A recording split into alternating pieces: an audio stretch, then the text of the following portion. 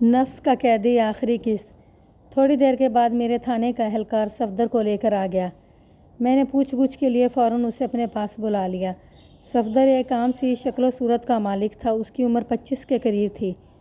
وہ اپنے تھانے بلائے جانے پر کافی گھبرایا ہوا تھا۔ میں نے اسے بیٹھنے کے لیے کہا اور پوچھا، کیا بات ہے صفدر، تمہارے چہرے پر ہوائیاں کیوں اڑ رہی ہیں؟ بس جی، کبھی پولیس یا تھانے سے واسطہ جو نہیں پڑا، وہ کمزور سی آواز میں بولا۔ واسطہ رکھا کرو نا، میں نے اسے تفریح لیتے ہوئے کہا۔ پولیس والے بھی تمہاری طرح انسان ہی ہوتے ہیں، اپنے پاس آنے والے کو کچا نہیں چبا جاتے۔ وہ بڑی فرمانبرداری سے بولا، ٹھیک ہے جی، اب میں آپ کے تھانے میں آتا رہوں گا۔ جب بھی ادھر سے گزرو مجھے سلام کر لیا کرو۔ میں نے کہا، پھر پوچھا، جانتے ہو میں نے اس وقت تمہیں کیوں بلایا ہے؟ آپ جیلا کے قتل کی تفتیش کر رہے ہیں، اس نے جواب دیا۔ اسی سلسلے میں آپ مجھ سے بھی پوچھ گچھ کرنا چاہتے ہیں؟ شاباش، میں نے سراہنے والے انداز میں کہا۔ بس تو پھر شروع ہو جو، مجھے بتاؤ کہ جیلا کو کس نے قتل کیا ہے؟ میں کیا بتا سکتا ہوں جی، وہ بے چارگی سے بولا۔ میں اس بارے میں کچھ نہیں جانتا۔ میں نے سنا ہے وقوعہ کے روز تم ہی جیلا اور شیلا کو کھانا دینے گئے تھے۔ میں نے اس کی آنکھوں میں دیکھتے ہوئے سوال کیا۔ جی آپ نے بالکل ٹھیک سنا ہے، اس نے اس بات میں گردن ہلائی اور بتایا۔ اس دن چاچا فیکا بیمار تھا، چاچی آسیہ اس کی دیکھ بھال میں لگی ہوئی تھی۔ لہذا جب میں ان کے گھر کی طرف سے گزرا تو انہوں نے کھانا مجھے تھما دیا اور میں کھانا لے کر کھیتوں کی جانب چل پڑا۔ اس کھانے میں کیا کیا تھا؟ لسی کا ڈول یعنی بالٹی تھا، روٹیاں تھیں، اچار تھا اور دیسی آم تھے۔ اس نے فیکا کے بیان کی تصدیق کرتے ہوئے کہا۔ تم نے وہ کھانا کس کے حوالے کیا تھا؟ میں نے پوچھا۔ جیلا کو دیا تھا یا شیلا کو؟ شیلا کو جناب، اس نے مجھے بتایا۔ میرے راستے میں سب سے پہلے وہی آتا تھا۔ میں نے جائے وقوعہ کا تفصیلی معائنہ کیا تھا۔ جہاں جیلا کو قتل کیا گیا تھا وہ حصہ گاؤں کی مخالف سمت میں پڑتا تھا، جبکہ شیلا گاؤں والی سمت میں فصل کی کٹائی کر رہا تھا۔ دونوں مقامات میں 4-5 کھیت کا فاصلہ حائل تھا، جس میں گندم کی پکی ہوئی فصل کھڑی تھی۔ صفدر کا بیان منطقی اور جغرافیائی طور پر درست تھا۔ گاؤں کی جانب سے آنے والے کسی بھی شخص کا واسطہ پہلے شیلا سے پڑتا تھا۔ کیا ان دونوں نے تمہارے سامنے کھانا کھایا تھا؟ میں نے سوالات کے سلسلے کو آگے بڑھاتے ہوئے پوچھا۔ نہیں جناب، اس نے نفی میں گردن ہلائی۔ میں وہ کھانا شیلا کو تھما کر آگے بڑھ گیا تھا۔ انہوں نے کب کھانا کھایا یا نہیں کھایا، میں اس بارے میں کچھ نہیں جانتا۔ جیلا کی پوسٹ مارٹم رپورٹ کے مطابق جیلا نے اس روز کھانا کھایا تھا۔ میں نے بدستور اس کے چہرے کے تاثرات کا جائزہ لیتے ہوئے کہا، اور اس کھانے میں کوئی نشہ آور شے بھی ملی ہوئی تھی جس کی وجہ سے جیلا غفلت کا شکار ہو گیا تھا۔ چنانچہ قاتل نے اس کی بے خبری کا فائدہ اٹھایا اور اسے موت کے گھاٹ اتار دیا۔ ایسی نشہ آور چیز کو اس کے کھانے میں کون ملا سکتا ہے اور کیوں؟ وہ حیرت بھرے لہجے میں بولا۔ اس کی حیرت میں مجھے کہیں مصنوعی پن نظر نہیں آیا، تاہم میں نے صفدر پر چڑھائی جاری رکھی اور کہا، ان دونوں سوالات کا جواب تم مجھے دو گے۔ میں کیوں جی؟ وہ متوحش لہجے میں بولا۔ میرا اس معاملے سے کیا تعلق؟ دیکھو صفدر، میں نے بڑی رسان سے کہا، جیلا کی ماں آسیہ بی بی نے وہ کھانا تمہارے حوالے کیا۔ کوئی ماں اپنے بیٹے کے کھانے میں نشہ آور چیز کیسے ملا سکتی ہے؟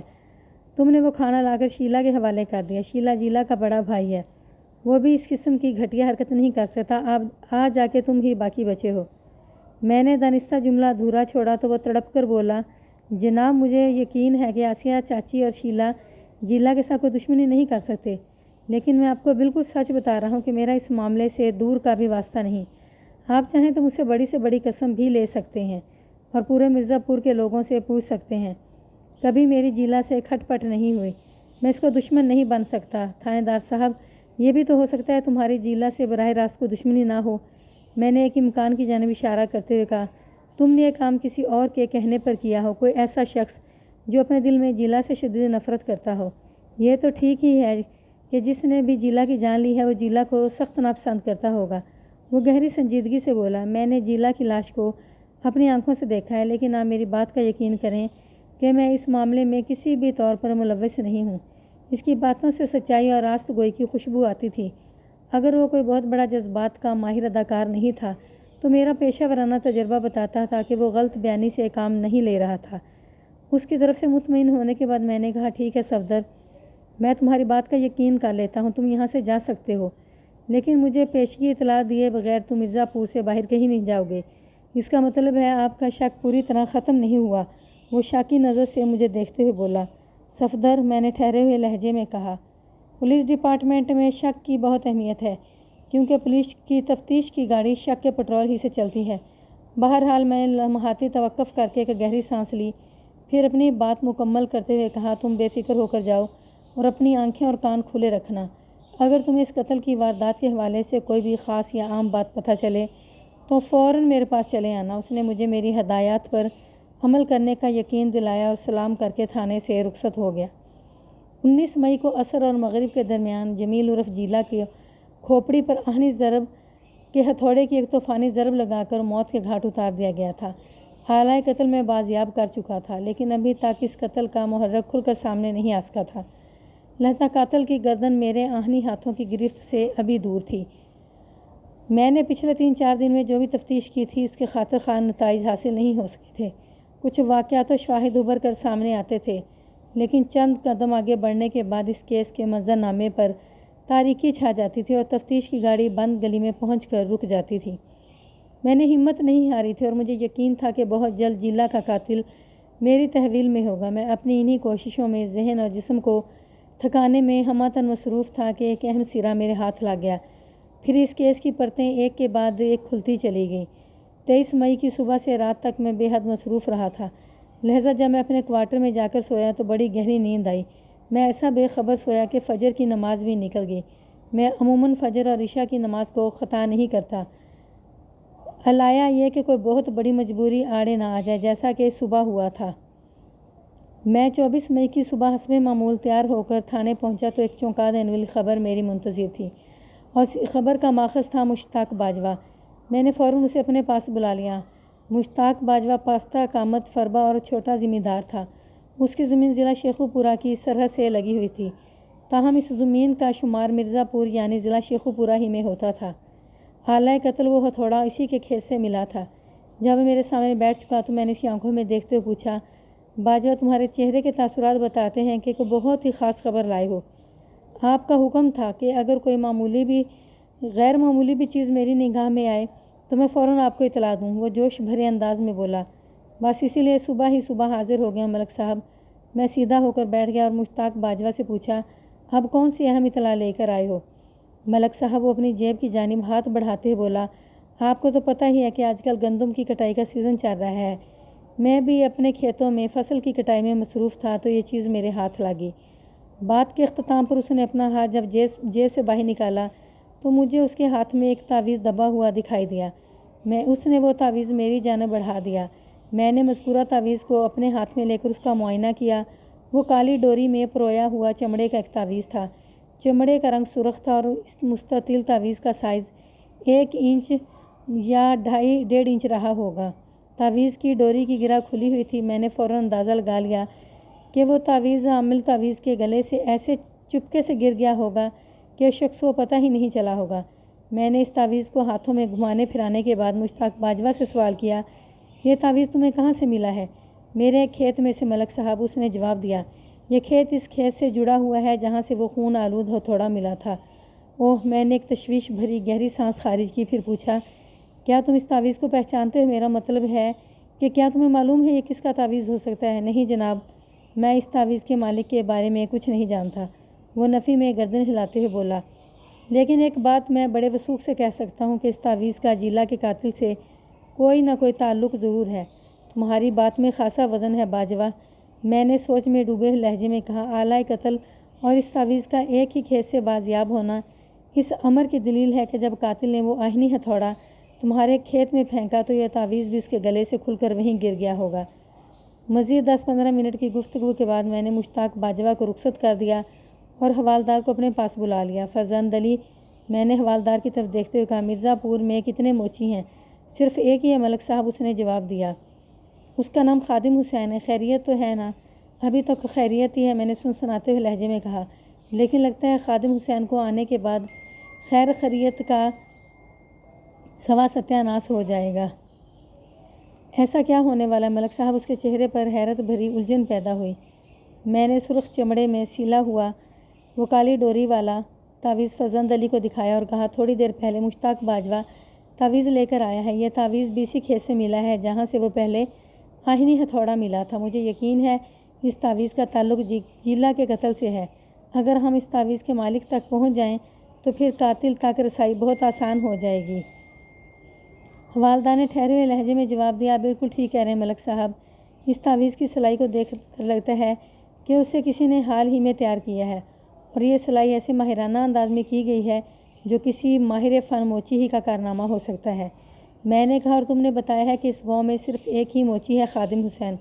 بالکل ملک صاحب اس بات میں گردن ہلاتے بولا۔ میں ابھی خادم حسین کو تھانے بلاتا ہوں۔ فرزند علی میرے کمرے سے رخصت ہوا تو میں اس تعویذ اور اس کے مالک کے بارے میں سوچنے لگا۔ اغلب امکان یہی تھا کہ مذکورہ تعویذ اسی شخص کا ہوگا جس نے وہ آہنی ہتھوڑا مشتاق باجوہ کے کھیتوں میں پھینکا تھا۔ اس تعویذ کی گرہ والا حصہ بتاتا تھا کہ تعویذ کا گلے سے نکلنا گرہ کھل جانے کا سبب تھا، اور جب تعویذ گرا تو شخص کو مطلق احساس نہیں ہوا ہوگا، ورنہ وہ یہ کہ یہ سراغ مشتاق باجوہ کا کھیتوں میں چھوڑنے کی غلطی نہ کرتا۔ وہ آہنی ہتھوڑا اس نے اپنی مرضی سے پھینکا تھا اور یہ تعویذ آپوں آپ اس کے گلے سے نکل کر کھیتوں میں پہنچ گیا تھا۔ آدھے گھنٹے کے بعد خادم حسین موچی میرے سامنے بیٹھا تھا۔ وہ گہری رنگت کا مالک ایک سوکھا سڑا عمر رسیدہ شخص تھا۔ چمڑے کے ساتھ دن رات مصروف رہنے کی وجہ سے وہ خود بھی چمڑے ایسا ہی ہو گیا تھا۔ حکم سرکار! میرے کچھ بولنے سے پہلے ہی اس نے سوال کر دیا۔ آپ نے کیسے یاد کیا؟ خادم حسین، میں نے تمہارا نام بہت سنا ہے۔ میں نے اس کی آنکھوں میں دیکھتے ہوئے کہا، مجھے پتہ چلا ہے کہ تم مرزا پور کے اکلوتے موچی ہو اور آلے دوالے کے گاؤں میں بھی تمہارے مقابلے کا کوئی موچی نہیں ہے۔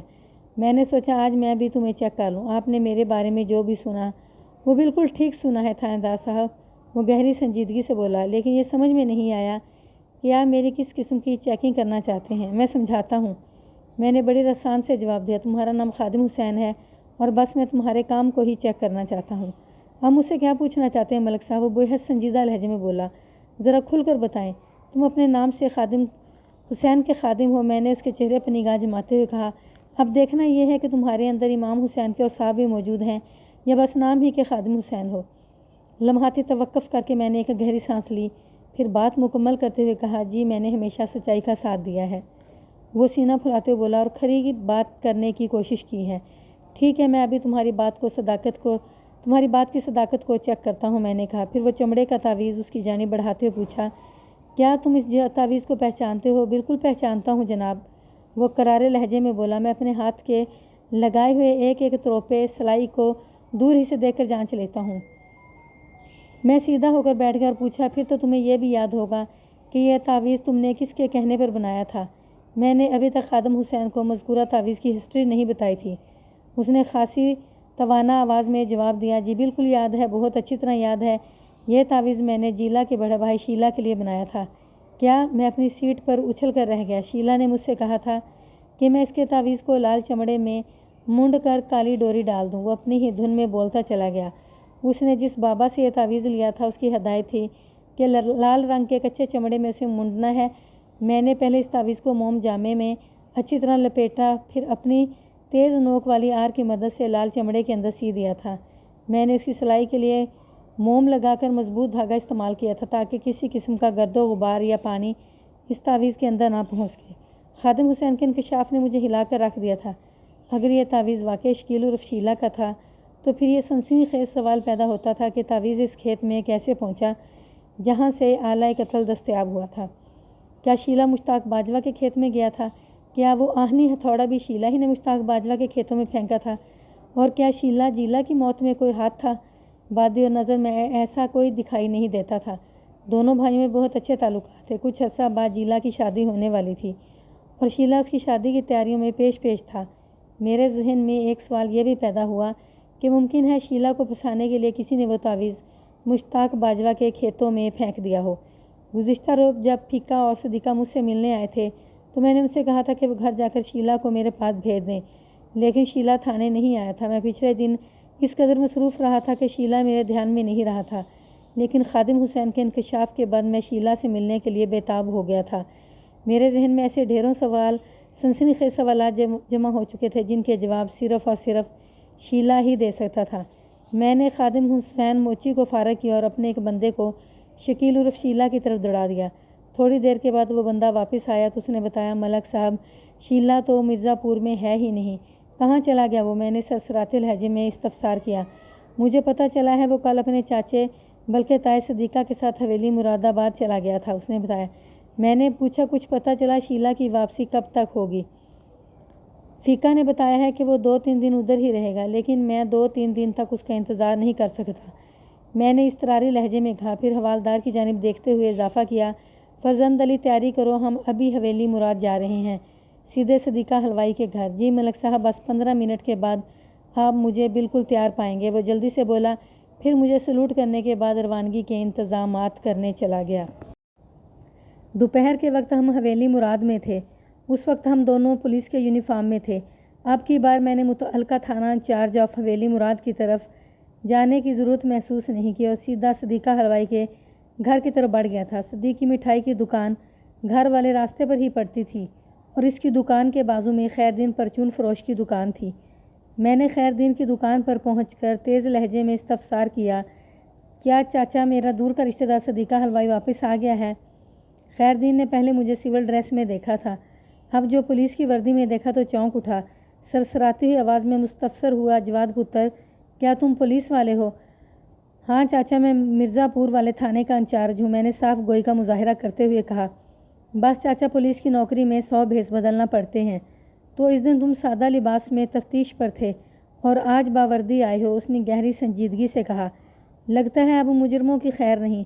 بس چاچا دعا کرو میں جلد از جلد جیلا کے قاتل کو پکڑنے میں کامیاب ہو جاؤں۔ میں نے کہا، میری دعائیں تمہارے ساتھ ہیں پتر، وہ خلوص دل سے بولا۔ اللہ تمہیں فتح دے گا۔ ہم صدیقہ حلوائی کے گھر پہنچ گئے۔ اس نے ہمیں بیٹھک میں بٹھایا، پھر پریشان لہجے میں بولا، تھانے دار صاحب سب خیریت تو ہے نا آپ یہاں؟ بس شیلا سے کچھ سوال جواب کرنا ہے۔ میں نے کہا، میں نے کل آپ دونوں کو تاکید کی تھی کہ گھر پہنچتے ہی شیلا کو میرے پاس بھیج دینا، لیکن تم دونوں نے میری کوئی بات کو اہمیت نہیں دی۔ تھانے دار صاحب، سچی بات تو یہ ہے کہ پریشانی میں یہ بات ہمارے ذہن سے نکل گئی، وہ معذرت خانہ انداز میں بولا۔ پھر ہم جب مرزا پور سے روانہ ہو رہے تھے تو فیقا نے زبردستی شیلا کو ہمارے ساتھ کر دیا۔ یہ اپنے بھائی کی المناک موت پر بہت دکھی تھا۔ فیقا نے سوچا کہ شیلا چند دن یہاں رہے گا تو اس کا دل بہل جائے گا۔ میں نے بیٹھک میں ادھر ادھر نگاہ دوڑاتے ہوئے استفسار کیا، اس وقت وہ کہاں ہے؟ ابھی تھوڑی دیر پہلے تو وہ گھر کے اندر ہی تھا، اس نے بتایا۔ پھر وہ اٹھ کر کھڑا ہو گیا اور بولا، آپ آرام سے بیٹھیں، میں شیلا کو ڈھونڈ کر لاتا ہوں اور آپ کی خاطر تواضع کا بھی بندوبست کرتا ہوں۔ اس تکلف کی کوئی ضرورت نہیں صدیقہ، میں نے ہاتھ کے اشارے سے اسے منع کرتے ہوئے کہا۔ اس گھر کا ماحول سوگوار ہے، ہم یہاں پکنک منانے نہیں آئے، بس شیلا سے چند سوالات کرنے ہیں، اس کے بعد ہم واپس چلے جائیں گے۔ وہ تو ٹھیک ہے جناب، لیکن آپ پہلی مرتبہ میرے گھر آئے ہیں، وہ اصراری لہجے میں بولا۔ میں کچھ کھلائے پلائے بغیر آپ کو یہاں سے جانے نہیں دوں گا۔ ٹھیک ہے صدیقہ، جیسے تمہاری مرضی، میں نے بات کو ختم کرتے ہوئے کہا۔ تمہیں جو بھی تکلف کرنا ہے وہ سب بعد میں کرنا، فی الفور تم شیلا کو میرے پاس بھیج دو۔ جی اچھا جناب، یہ کہتے ہوئے وہ بیٹھک سے نکل گیا۔ میں اس وقت بیٹھک کے داخلی دروازے کے نزدیک بیٹھا ہوا تھا اور حوالدار فرزند علی میرے سامنے دوسری دیوار کے ساتھ۔ میں نے فوراً حوالدار کے ساتھ اپنی جگہ بدل لی۔ اس نے چونکے لہجے میں پوچھا، اس کی کوئی خاص وجہ ملک صاحب؟ بہت ہی خاص الخاص وجہ ہے، میں نے معنی خیز انداز میں کہا۔ میں ادھر بیٹھ کر شیلا کا انٹرویو کروں گا اور تم دروازے کے نزدیک بالکل مستعد رہنا۔ ابھی میں وثوق سے نہیں کہہ سکتا کہ یہاں کیا صورتحال پیش آئے گی۔ اگر شیلا کسی بھی زاویے سے اپنے بھائی کے قتل میں ملوث ہے تو میرے سوالات اسے چکرا کر رکھ دیں گے اور عین ممکن ہے وہ یہاں سے فرار ہونے کی کوشش کرے۔ ایسے موقع پر تم اس کی کوشش کو ناکام بنا دو گے۔ جی اب میں سمجھ گیا، وہ اس بات میں گردن ہلاتے ہوئے بولا، آپ فکر نہ کریں، شیلا پر گہری نظر رکھوں گا اور اسے یہاں سے ہلنے بھی نہیں دوں گا، لیکن مجھے امید نہیں کہ شیلا کا جیلا والے واقعے میں کوئی ہاتھ ہو۔ تم ٹھیک کہتے ہو فرزند علی، میں نے تائیدی انداز میں کہا، لیکن ہم کوئی رسک نہیں لے سکتے ورنہ بنا بنایا کھیل بگڑ جائے گا۔ ہاں جی یہ بات تو ہے، وہ معنی خیز انداز میں بولا۔ تھوڑی ہی دیر میں شیلا بیٹھک میں داخل ہوا اور میری جانب بڑھتے ہوئے بلند آواز بولا، السلام علیکم تھانے دار صاحب۔ اس کے چہرے پر کوئی خاص پریشانی مجھے نظر نہ آئی۔ وعلیکم السلام، میں نے اس کے سوال کا جواب دیا اور اسے اپنے قریب ہی سامنے بٹھا لیا۔ پھر کہا، شیلا اگر تم مرزا پور ہی میں تھوڑی دیر کے لیے میرے پاس تھانے آ جاتے تو مجھے تمہارے پیچھے یہاں تک آنا نہ پڑتا۔ میں بہت معذرت خواہ ہوں تھانے دار صاحب، وہ ندامت آمیز لہجے میں بولا۔ ابا اور تایا اپنی پریشانی میں آپ کا پیغام مجھ تک نہیں پہنچا سکے اور پھر میں ادھر ان لوگوں کے ساتھ آ ہی گیا۔ اس کے پیچھے صدیقہ حلوائی بھی ایک ڈھکی ہوئی ٹرے اٹھائے بیٹھک میں داخل ہوا تھا۔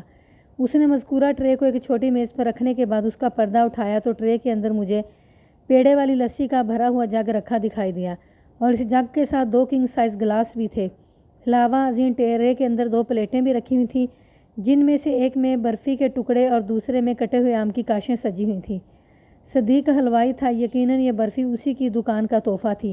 وہ ہمارے لیے دونوں گلاسوں میں لسی انڈیلنے کے بعد بولا، تھانے دار صاحب آپ لسی پانی سے دل بہلائیں اور شیلا سے جو پوچھنا ہے وہ بھی اطمینان سے پوچھ لیں، میں باہر چلا جاتا ہوں۔ پھر وہ شیلا کی طرف دیکھتے ہوئے بولا، پتر اگر کسی اور چیز کی ضرورت ہو تو مجھے آواز دے لینا۔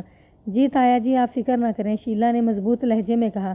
مطمئن ہونے کے بعد صدیقہ حلوائی بیٹھک سے نکل گیا اور میں شیلا کی جانب متوجہ ہو گیا۔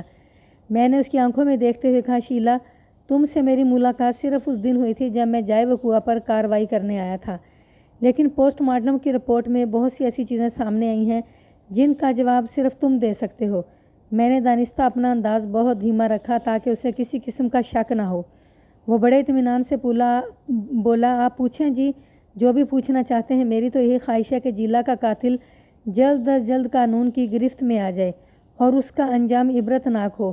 بالکل ایسا ہی ہوگا شیلا، میں نے اس کی آنکھوں میں بہت دور تک جھانکتے ہوئے کہا۔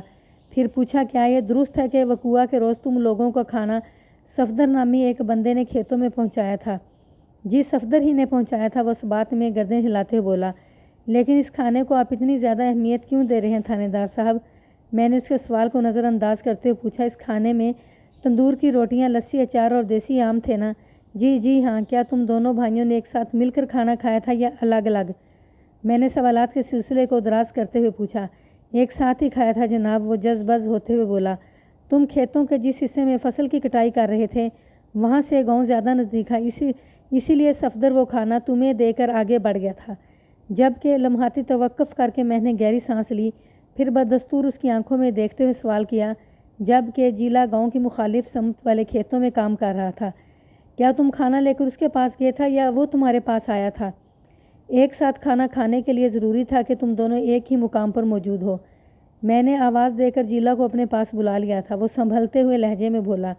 پھر ہم نے ایک ساتھ بیٹھ کر کھانا کھایا تھا۔ اس کے بعد جیلا واپس ان کھیتوں کی طرف چلا گیا تھا جہاں وہ فصل کی کٹائی کر رہا تھا؟ جی ہاں ایسا ہی ہوا تھا، اس نے اس بات میں گردن ہلائی۔ تم نے مجھے بتایا تھا کہ عصر سے پہلے جیلا کا ہاتھ درانتی سے کٹ گیا تھا اور تم نے اس پر پٹی باندھی تھی اور اسے گھر جانے کے لیے کہہ دیا تھا کہ وہ زخمی ہاتھ کے ساتھ آرام کر سکے۔ میں نے قرید کا عمل جاری رکھتے ہوئے کہا، پٹی کروانے وہ تمہارے پاس آیا تھا یا تم اس کی طرف گئے تھے؟ وہی میرے پاس آیا تھا، اس نے جواب دیا۔ تم نے اس کے زخمی ہاتھ پر پٹی کی اور اسے گھر بھیج دیا؟ جی بالکل ایسا ہی ہوا تھا۔ کیا جیلا تمہارے سامنے گھر کی جانب روانہ ہو گیا تھا؟ جی، اس نے اس بات میں جواب دیا۔ پھر وہ واپس اسی جگہ کیسے پہنچ گیا جہاں کسی نے اسے موت کے گھاٹ اتارا تھا؟ میں نے پوچھا۔ یہی بات تو میری سمجھ میں نہیں آ رہی جناب، وہ مسکین سے صورت بنا کر بولا۔ میں نے تو اپنی آنکھوں سے اسے گاؤں کی طرف جاتے دیکھا تھا، اس کے بعد میں مطمئن ہو کر اپنے کام میں جٹ گیا تھا، اور تم نے مجھے یہ بھی بتایا تھا کہ شام سے تھوڑی دیر پہلے تم نے کام ختم کیا اور پھر گھر کی جانب چل پڑے تھے؟ جی بالکل ایسا ہی ہوا تھا، اس نے تھوک نگلتے ہوئے کہا۔ اچھی طرح سوچ کر بتاؤ شیلا، میں نے اس کے گرد اپنے سوالات کا دائرہ تنگ کرتے ہوئے کہا۔ تم وقوع کے روز کھیتوں سے نکل کر سیدھے گھر آئے تھے یا کہیں اور بھی گئے تھے؟ جی میں سیدھا گھر گیا تھا، اچھی طرح سوچ کر جواب دیا ہے۔ میں نے اس کی آنکھوں میں بہت دور تک جھانکتے ہوئے پوچھا۔ جی جو سچ ہے وہ میں نے آپ کو بتا دیا ہے، وہ ادھر ادھر دیکھتے ہوئے بولا۔ مجھے واضح طور پر محسوس ہوا کہ میرے کڑے سوالات نے اسے کافی بے چین کر دیا تھا۔ میں نے سرسراتے ہوئے لہجے میں کہا، لیکن مجھے ایک بندے نے کچھ اور ہی بتایا ہے۔ کیا؟ وہ لکنت زدہ لہجے میں بولا۔ آپ کو کس نے کیا بتایا ہے؟ اس بندے کا نام تو ابھی مجھے بھی یاد نہیں آ رہا، میں نے بہانہ بناتے ہوئے کہا، لیکن اسے مجھے بتایا ہے کہ 19 مئی کی شام یعنی وقوع کی شام اس نے تمہیں مشتاق باجوہ کے کھیتوں کی طرف جاتے دیکھا تھا۔ وہ بندہ جھوٹ بولتا ہے، بکواس کرتا ہے، وہ کپاتی ہوئی آواز میں بولا۔ اسے کوئی غلط فہمی ہوئی ہوگی۔ ہاں مجھے بھی ایسا ہی لگتا ہے، میں نے اسے اپنے شیشے میں اتارتے ہوئے کہا، ورنہ حقیقت تو یہ ہے کہ تم اس روز کام ختم کرنے کے بعد کھیتوں سے سیدھے اپنے گھر گئے تھے۔ اللہ آپ کا بھلا کرے تھانے دار صاحب، ابھی آپ نے جو کہا یہی سچ ہے، وہ اطمینان بخش سانس خارج کرتے ہوئے بولا۔ لوگ تو پتہ نہیں کہاں کہاں کی اڑاتے رہتے ہیں اور میں سب کی سن لیتا ہوں، مگر یقین اسی بات کا کرتا ہوں جو مبنی بر حقیقت ہوتی ہے۔ میں نے کہا، اگر میں لوگوں کی الٹی سیدھی باتوں پر سنجیدہ ہو جاؤں تو پھر تو گئی تھانے داری۔ وہ مطمئن ہو کر تعریفی نظر سے مجھے تکنے لگا۔ میں مختلف زاویوں سے اسے گھسنے کی کوشش میں لگا ہوا تھا۔ ہر تھوڑی دیر کے بعد میں اپنے سوالات کا موضوع تبدیل کر دیتا تھا تاکہ وہ یہ نہ سمجھ سکیں کہ میں اسے گھیرنے کی سعی میں ہوں۔ شیلا، کیا تمہیں تویز دھاگے اور بابا لوگوں پر یقین ہے؟ میں نے ایک نئے انداز سے سوال کیا۔ جی بالکل، وہ بڑے مضبوط لہجے میں بولا، اگر کوئی بابا پہنچا ہوا ہو تو اس کا تعویذ گولی کی طرح کام کرتا ہے۔ مطلب یہ کہ اس تعویذ سے گولی کا کام لے کر ہم کسی بھی شخص کو قتل کر سکتے ہیں۔ میں نے بڑی معصومیت سے سوال کیا۔ نہیں جناب، وہ جلدی سے بولا، میں آپ کو یہ بتانا چاہ رہا تھا کہ اگر تیر کامل ہو تو اس کا تعویذ تیر کی طرح کام کرتا ہے، یعنی بڑی تاثیر والا ہوتا ہے۔ اچھا، اب سمجھا، میں نے سرسری انداز میں کہا۔ پھر پوچھا، کیا اس سلسلے میں تمہارا کوئی ذاتی تجربہ بھی ہے؟ کیسا ذاتی تجربہ جی؟ وہ الجھن زدہ انداز میں میری طرف دیکھنے لگا۔ ارے یار، میں نے دوستانہ انداز میں بڑی بے تکلفی سے کہا، کیا تم کسی ایسے بابا کو جانتے ہو جس کے تعویذ میں جادوئی اثرات ہوں؟ جی بالکل جانتا ہوں، وہ بڑے اعتماد سے بولا۔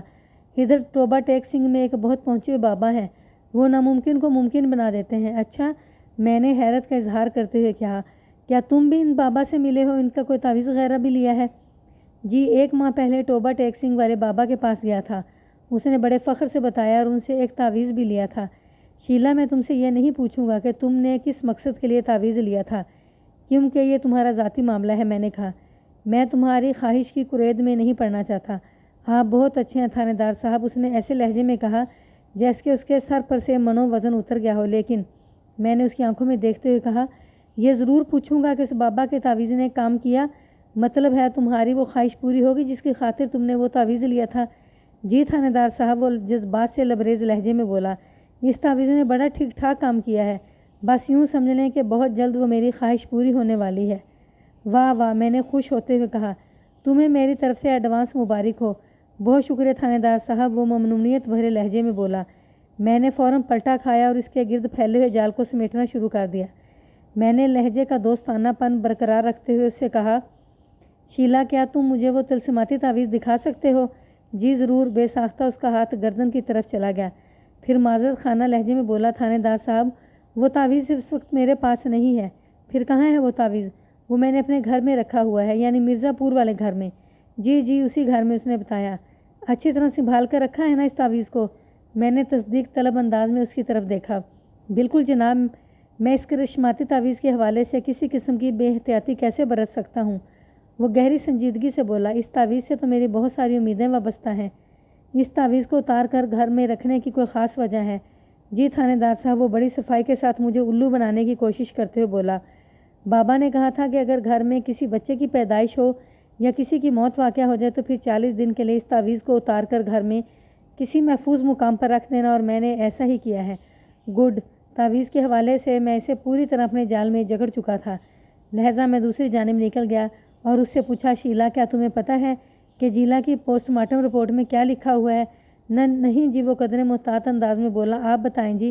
میں نے بتایا، اس رپورٹ میں واضح طور پر لکھا ہے کہ جیلا کے سر کو اس کی بے خبری میں نشانہ بنایا گیا تھا، یعنی ان لمحات میں وہ کسی نشہ آور شے کے زیر اثر تھا۔ یہ کیسے ہو سکتا ہے جناب؟ وہ الجھن زدہ نظر سے مجھے دیکھنے لگا۔ رپورٹ میں یہی لکھا ہے شیلا، میں نے سرسری انداز میں کہا، جیلا کے معدے سے کھانے کا جو مواد لیا گیا تھا اس کے اندر کسی نشہ آور شے کے اثرات پائے گئے ہیں، اور میری معلومات کے مطابق جیلا کسی قسم کا نشہ بھی نہیں کرتا تھا۔ ہاں جی، وہ کوئی بھی نشہ آور شے نہیں لیتا تھا، وہ پرسوچ انداز میں بولا۔ تم دونوں بھائیوں نے وقوعہ کی دوپہر ایک جگہ بیٹھ کر ایک ساتھ ایک جیسا کھانا کھایا تھا؟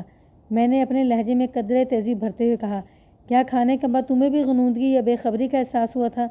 بالکل نہیں جناب، وہ بڑے اعتماد سے بولا۔ میں حشاش بشاش اپنا کام کرتا رہا تھا، اور پھر میں شام میں اپنے گھر چلا گیا تھا۔ اب تمہارا کیا ارادہ ہے شیلا؟ میں نے سپاٹ آواز میں کہا۔ میں 2-3 دن ادھر تایا صدیقہ کے گھر رہوں گا، اس نے بتایا، پھر واپس اپنے گھر مرزا پور جاؤں گا۔ اور کیا میں تمہاری بیبے کا ملازم ہوں جو یہاں بیٹھا 2-3 دن تک تمہاری بک بک سنتا رہوں گا؟ میں نے روبدار آواز میں کہا۔ میرے اچانک بدلتے ہوئے تیوروں نے اسے دہلا کر رکھ دیا۔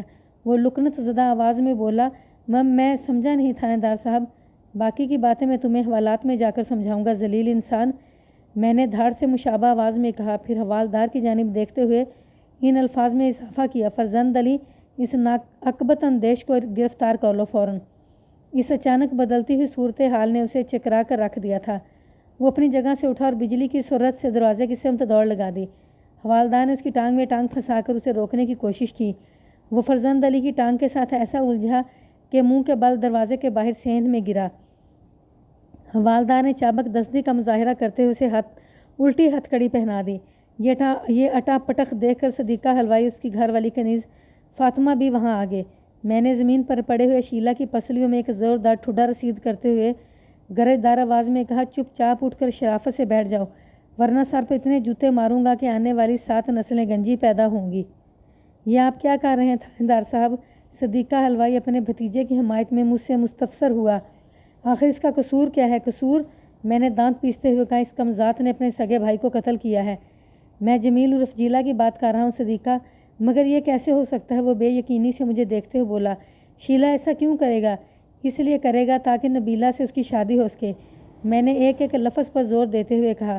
پھر اپنی جیب سے سرخ چمڑے میں منڈا ہوا کالی ڈوری والا تعویذ نکال کر شیلا کی آنکھوں کے سامنے لہراتے ہوئے کاٹ دار آواز میں استفسار کیا، یہ وہی تعویذ ہے نا جو تم کسی ٹوبہ ٹیک سنگھ والے بابا سے لائے تھے؟ اور تمہارے بیان کے مطابق یہ تعویذ اس وقت مرزا پور میں تمہارے گھر کے اندر ایک محفوظ مقام پر پڑا ہوا ہے، یہ آپ کے پاس کیسے پہنچ گیا؟ وہ جھرجھراتی ہوئی آواز میں بولا۔ میں تمہارے ٹوبہ ٹیک سنگھ والے بابا کا بھی باپ ہوں۔ میں نے کھا جانے والی نظر سے اسے گھورا۔ میں نے اپنے جادو کے زور سے اس تعویذ کو تمہارے گھر سے نکال کر مشتاق باجوہ کے کھیتوں میں پہنچا دیا تھا، جہاں تم نے وہ آہنی ہتھوڑا پھینکا تھا جس کی طوفانی ضرب سے تم نے اپنے بھائی جیلا کو موت کے گھاٹ اتارا تھا۔ اس کی حالت نہ پائے رفتن نہ جائے ماندن والی تھی۔